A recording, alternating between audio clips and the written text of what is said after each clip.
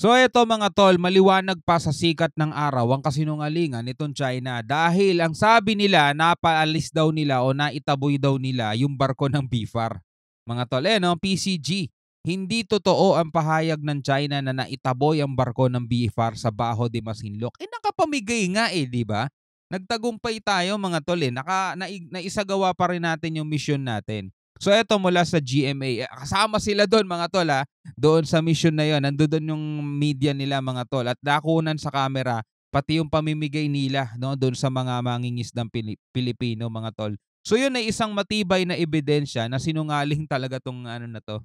Etong mga to mga tol no. So panoorin natin. Tagumpay ang panibagong misyon ng Bureau of Fisheries and Aquatic Resources o BIFAR sa Baho de Masinloc. Ayon kay Commodore J. Tariela ng Philippine Coast Guard, hindi totoo ang pahayag ng China Coast Guard na naitaboy nito ang barkong BRP Datu Sanday na ayon sa China ay illegal umanong pumasok sa tubig malapit sa Scarborough Shoal. O, di ba? Ang report nila mga tol doon sa kanilang mamamayan para hindi naman sila napahiya. Kasi wala sila nagawa 7 sila May, pati yung mga Chinese fishing vessels nila nakikiharang na rin mga tol. No, nag-radio challenge sila, sinagot din sila ng Pilipinas mga tol. At nagtuloy-tuloy tayo doon mga tol at naipagtagumpay natin yung misyon mga tol na mamigay ng mga ayuda doon sa mga mangingisdang Pilipino. Aba, ang report ba naman nila na itaboy daw nila mga tol? Katunayan, nakapamahagi na ng libreng diesel at ayuda para sa mga mangingisda sa Baho de Masinloc diba? ang barko ng BIFAR at kasama sa misyong yan ang GMA Integrated News. Di ba? Saksi, mga kapatid. Saksi sila mismo at yan ay ibinabalita sa mga mamamayang Pilipino, ibinabalita sa atin para maging aware tayo mga tol. Hindi tayo talunan dyan na nasusubok pa rin natin yung katatagan natin at natatagumpay tayo sa mission natin. Though hindi natin pinapatulan, hindi tayo pumapalag kasi ayaw natin ng gulo mga tol Pero isa lang ang matibay dyan. Hindi nila tayo napigilan, gawin pa rin natin yung mission. Dati na rin iginihit ng Pilipinas na nasa loob ng Exclusive Economic Zone o EEZ ng Pilipinas, ang Baho de Masinloc. Totoo naman Diba? O ito sa ibang balita mga tol.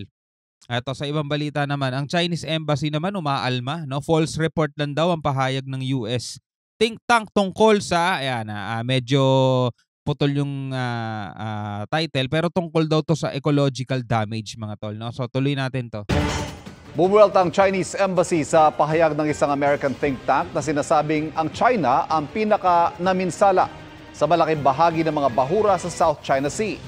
Ayon kasi sa Asia Maritime Transparency Initiative o AMTI, mahigit 21,000 acres ang napinsalang coral reefs dahil sa reclamation at pangunguha ng mga taklobo ng China. Sagot ng embahada, false report ito dahil nabuo ang mga paratang mula sa lumang satellite image na isinama ang think tank o ng think tank sa kanilang report. Git nila binibigyang kahalagahan ng China ang pagprotekta sa ecological environment sa South China Sea. Kalokohan yan di ba? China paniniwala amang pinapahalagahan ng kalikasan mga tol. Ayon din naman sa report mga tol, sa kanila yung pollution, air pollution sa kanila yung pinakamalala. Saka sino ba yung nagsaswarm dyan? Sino ba yung namamalagi dyan? Sila lang naman So kung nasisira yan, sino pa ba ibang sisisihin mo? Siyempre yung mga nandiyan dyan. Bukod dito, ang mga ginagawa raw nilang environmental protection at monitoring work ay alinsunod sa domestic at international laws. Nako, kita mo alinsunod daw sa domestic and international laws mga kapatid, diba? Unang-una yung pagpunta nila dito sa ating exclusive economic zone ay labag na yan sa international law.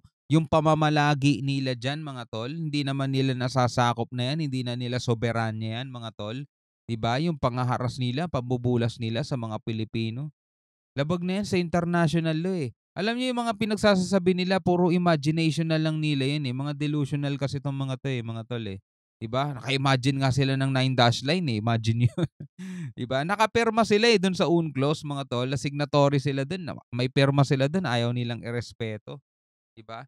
So ngayon, pinapawalang nila, pinapasinungalingan nila, itinatanggi nila yung report ng isang Amerikano, si think tank nga, tungkol dun sa ecological damage mga tol. Kasi nakita natin na kasing laki daw halos kasing laki ng kalahati ng QC yung damage dahil dun sa dredging. Dahil doon sa mga reclamation nila, sino ba mahilig magtayo ng island diyan? Dalawa lang naman sila, eh, Vietnam at saka China, mga tol, 'di ba? Sila lang naman ang mahilig reclaim ng ano diyan, eh. Pinakamaraming na-reclaim diyan Vietnam, sabing pumapangalawa China, 'di ba? Ang Pilipinas wala, onti lang mga tol, wala nga tayong nare-reclaim, eh. Pero kung titignan mo mga tol, sobrang nasisira talaga. Sila rin yung mga na-videohan na kahit na, kasagsagan ng gabi o madaling araw, meron silang isang malaking ilaw para kumbaga nagsisilbing liwanag yun para maakit yung mga isda tapos huhulihin nila. Sila rin yung naninira ng mga corals diyan, nangunguha ng mga clam, 'di ba? Kaya nga noong 2012 mga tol, nagkaroon tayo ng ano, issue diyan sa Scarborough mga tol. Kasi napag-alaman natin yung isang, China fishing vessel diyan ay illegal 'no, na nanghuhuli. Maraming mga illegal na lamang dagat ang nandodo'n sa kanilang barko kaya nagdala tayo ng Navy. Ang problema, nagdala rin sila ng Navy nila at yun nga 'no, umatras ang Pilipinas do'n at 'di na sila umalis kaya napasakamay na nila yang Scarborough, which is hanggang ngayon ayaw nilang bitawan mga tol, 'di ba? Grabe ang ginagawa nitong Incheck mga tol.